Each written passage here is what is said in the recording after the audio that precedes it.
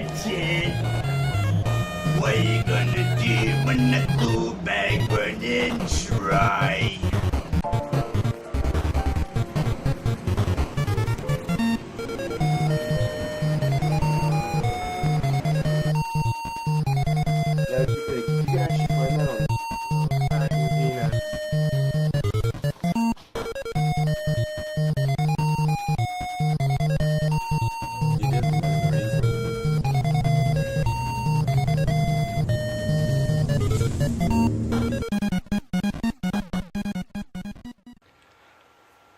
Welcome back. It's been a while since I've done a video like this, and been busy. Been playing some games, and basically the reason why I haven't done a video in a long time is because I've been trying to find a place to live. I'm moving. But that being said, I felt obligated and also really had some stuff I wanted to show off and talk about. So this is going to be kind of a pickups video, kind of a vlog, and kind of a weird question about a particular game series. And so we're gonna just start right off by checking this out. Thank you. Okay! Game on! Game on! Game on! So last night I went to Blues Fest. It's a concert festival that happens every summer here in Ottawa. And I went and I saw Nelly, I saw Wolf Parade, and I saw Duran Duran. And all of those are firsts for me. And I was very impressed, and at the end of this video I will give you like a little Snapchat highlight of what happened. If you want to add me on Snapchat, feel free. It's Desolate Image is how you will find me, and I am Retro Forward Dave. That being said, let's talk about some video games, because it's been a while since I've actually had some time to mention anything to do with gaming, and this was bothering me for a while. I haven't played a lot of Super Nintendo, and the other day I was like, okay, you know what? I'm overdue. I love my Super Nintendo, but it doesn't get nearly as much love as my NES. And as two of my games that I have in my collection are from Double Dragon. We have Super Double Dragon, probably, in my opinion, one of the very best. I would say, in order for me, it would be Double Dragon 2, Super Double Dragon, and then the original, and then from there it kind of drops off. But after the success of this great game, why did we end up getting this monstrosity, Double Dragon 5? It's not even a beat-em-up. It's a really poorly done fighting game. And for me, this is like the end of the series. Now, I know there was that Double Dragon Neon game that came out. It wasn't too bad, but like, that was such a long time after this that we got that game. And anyone who's never played this, if you played the original NES Double Dragon, you know, the like 2-player fighting mode, that I feel like they took that because it was not very good, very basic. And we got this. Not very good, very basic. I just don't get it. Like, how do you go from something so fun, so amazing, great controls, one of the best beat-em-ups on the Super Nintendo, great graphics, great soundtrack, to a shitty fighting game? I don't know. Anyway, let me know what you think in the comments below. Are you a fan of Double Dragon 5? Is this the pinnacle of the series for you? Or do you prefer the NES versions? Or are you one who actually prefers the arcade versions or different ports of the game? Let me know. Anyway, that has been my gaming question for this video. I had to get that off my chest, because this game, I don't know why I even have it. It's not good. No. Anyway, thumbs that up if you agree with me. Moving on.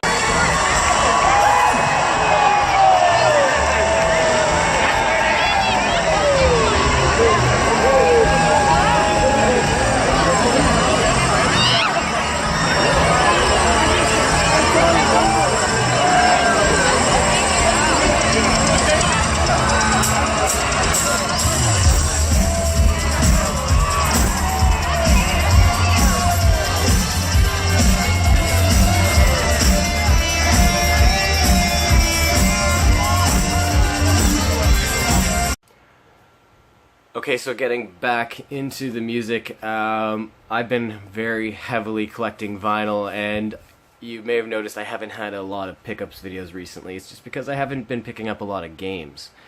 I haven't had much luck. I haven't had time for garage sales with the the hectic looking for a place, just trying to find someone to go. So I sadly haven't had time to go out hunting or garage sailing, and that's really unfortunate. However, I have managed to find a lot of vinyl, and recently I've started collecting live records.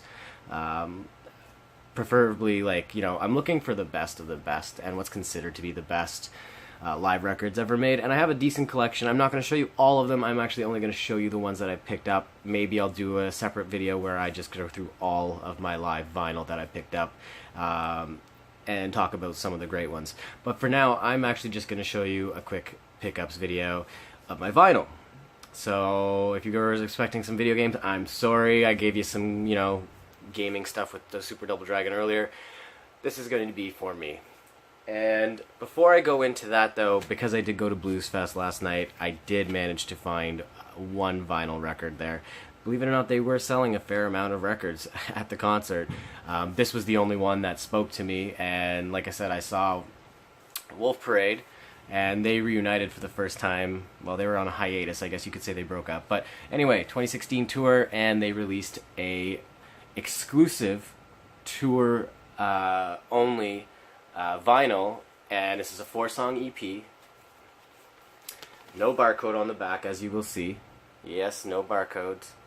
And just to show you what the record it looks like before I get into the live albums, because I had to show this off.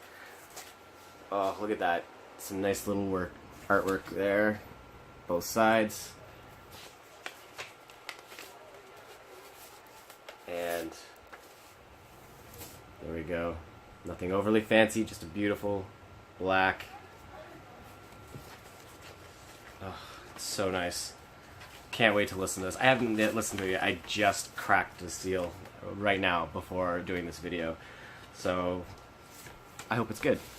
Either way, it's rare, it's exclusive, you can only get it on their tour. So yeah, I'm happy about that.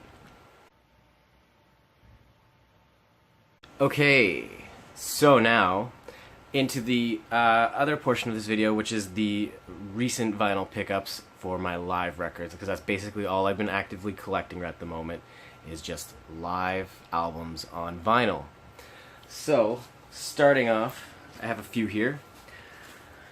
I picked up Bob Seger and the Silver Bullet Band Live Bullet. I'm not a huge Bob Seger fan, but this has a beautiful gatefold and is actually an amazing live album. And the weird thing on this album is, so two LPs, but you have record 1, side 1, record 1, side 4, and then record 2 is side 2 and 3. So basically, if you want to listen to this in the proper order, you gotta go one record, switch the record, flip the side of the record, and then go back to the first one. Crazy.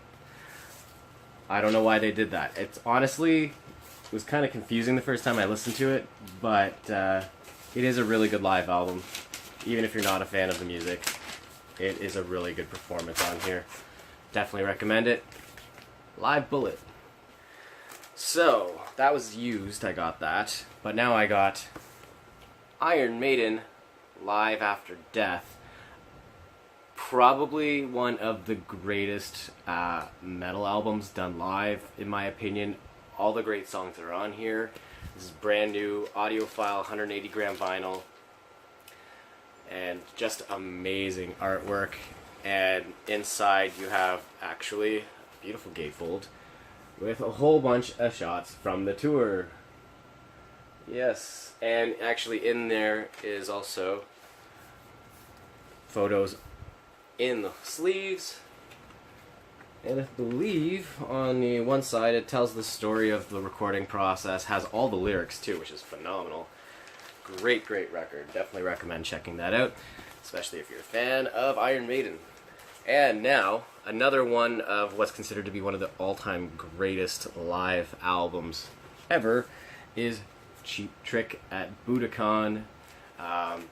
I'm not, again, a lot of these I'm not huge fans of these artists, but listening to these actually has been making me become a fan. Cheap Trick is one of those artists where, yeah, I like a few of their songs. I'm not like the diehard fan, but because I'm going for live record collection, this is one that you have to have. And yeah, pretty nice little record here. Definitely worth it. Super cheap. Another one. And this is going to be funny because I'm not a huge fan, but it's U2 live under a blood red sky, and for some reason this is a special edition low price, and I still have the sticker on there. Paid $5 for this one. Pretty decent live record, very bare bones. You kind of know what you're going to get, and it's actually a really good performance as well. Now another U2 live album, Rattle and Hum. This for me was probably the only U2 album that I was really into growing up. More of a nostalgia thing, but you have a beautiful gatefold as well, and some excellent covers on here, and some classic tracks. Totally worth it. This has been reissued recently, but I got an original pressing because it was much cheaper. Yes. So here's another classic, according to a lot of people when it comes to live albums, and that is Dire Straits' Alchemy. A beautiful gatefold, and look at that artwork on the inside and on the back. And this takes some really great liberties with their tracks, throws in a bunch of solos. It is probably, in my opinion, out of all the live albums I picked up recently, one of my favorite, and definitely recommend looking into this. Alright, and next on the list is The Who, live at Leeds, and according to most people this is the best live album ever made. I don't know if I agree, but the 14 plus minute version of My Generation is pretty awesome, and you get a whole bunch of extra stuff in here that is pretty great. Artwork, photos, ticket stub thingies, I don't know. Live at Leeds. Yeah.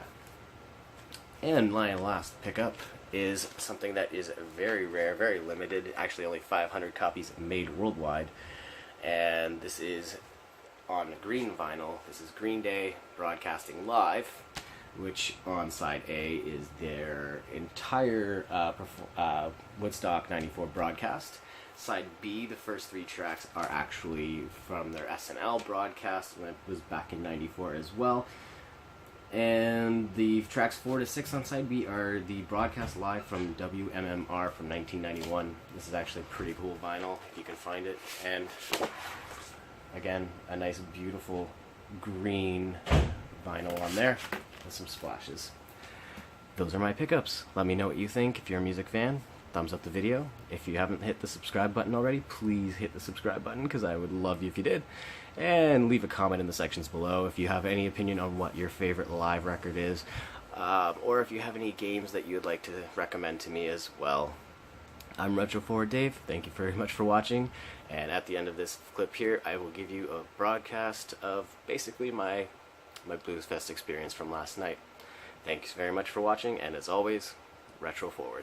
Winning.